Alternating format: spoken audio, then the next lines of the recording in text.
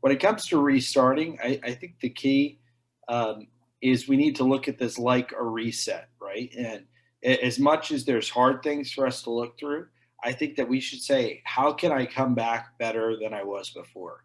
In terms of abundance versus scarcity mindset, I think a lot of the courses I talked about, it's, oh, I don't know if we'll ever get back to what we're doing. You know, it's a lot of this hand wringing type stuff. Um, if your chorus really got washed out in it, like I think if you were at a 6 to 8 man chorus thing, and you're in a tough spot, and I think that's one thing, right? And then you definitely need to think about, how do I really reset?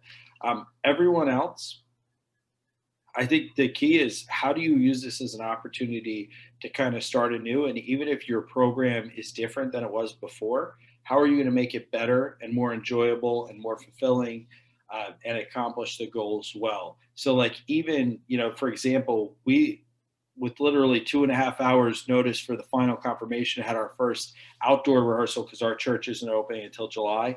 And with 2.5 hours notice, we got, 16, 17 guys or whatever to show up, which is, for us, it was fine. And for the guys that work, and it wasn't even at the normal time and everything. So I was happy with it. But even like how we did that, I know that vocal rehab is going to be important. I handed out straws, and we just did everything on straw singing. And, as a way to kind of, I don't know if people read the Harmonizer article. I've read a lot on it and seen that as a common theme. Every song before we sang it, I had a straw through it on top of the vocal exercises, because, there's a whole science there about, vocal fold occlusion and whatnot. But even as something I've never done before, I never would have thought of doing before, I said, I'm going to do this so A, you get the great vocal training, and B, you're thinking about the notes before you even start the song. That's something I never would have done before, but I'm saying this isn't a bad thing for us to keep in mind as a technique for later and to try.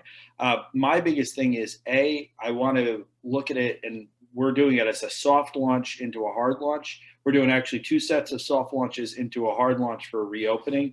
So we're going to have kind of these outdoor ones. Then we're going to have about 2 in-person rehearsals where we're going to work out the kinks with kind of a core of guys that have been engaged. And then that's leading up to a hard launch for reopening. And then all the people that we haven't seen in a while, because we have guys, and I don't know if you have this in your courses, where they just haven't Zoomed because they might have been Zoomed out because they Zoom all day from work, or that it wasn't their thing, or they got swept up in other personal things. So they worked in kind of a, parallel field. Like we had a guy who was working at Pfizer. They've been a little busy through the pandemic.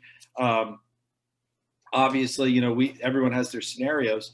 But then we're going to kind of start a campaign, an outreach campaign with phone lists and email lists to reach out to some of these guys to bring them back into the fold. And then we'll hopefully have kind of a big reopening party type thing, rehearsal, and then it's going to be off to the races from there. I think that type of logic around soft launches, hard launches, create events and space for people to come back in. And I think especially for someone who hasn't been engaged, if it's something that's specifically for the people that haven't been engaged, and that's how you're reopening, and that's the entrance in, that dispels all the, oh, well, this isn't for me, or I've lost all this time.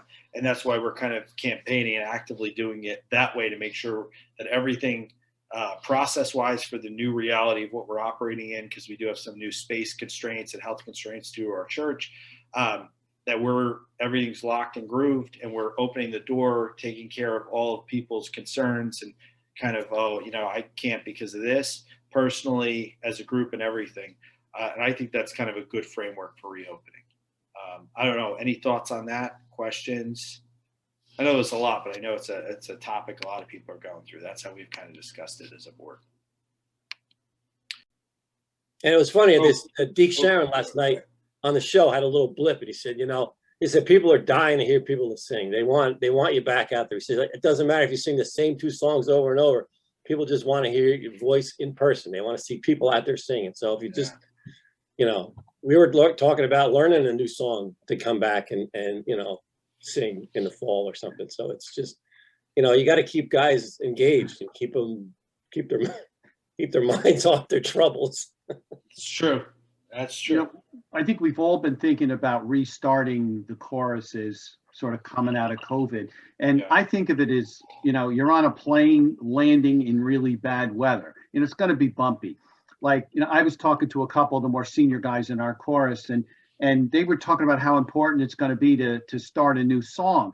And I had the exact opposite reaction. I'm thinking, why don't we just take the 3 to 5 songs that we're going to sing in a nursing home and just groove those so that we're ready to do it? So, and Nate's got to sort all that out.